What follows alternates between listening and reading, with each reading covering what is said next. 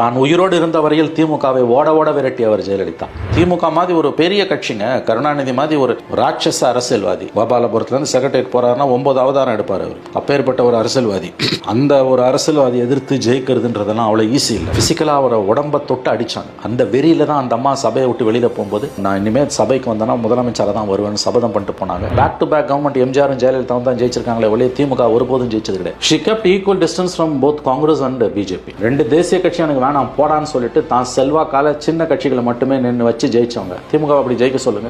அந்த பொலிட்டிக்கல் ஸ்ட்ராட்டஜின்னு ஒன்று இருக்குல்ல சார், அது அவங்க எப்படி சார் ஃபார்ம் பண்ணுவாங்க? இதே பிரசாந்த் கிஷோர் அந்த அம்மாவை அப்ரோச் பண்ணாரு 2012-13 நான் ஒர்க் பண்றேன். அந்த அம்மா சிரிச்சாங்க. எதுக்கு? எனக்கு தெரியாது, என்ன உனக்கு தெரிஞ்சிட போகுதுன்னு கேட்டாங்க.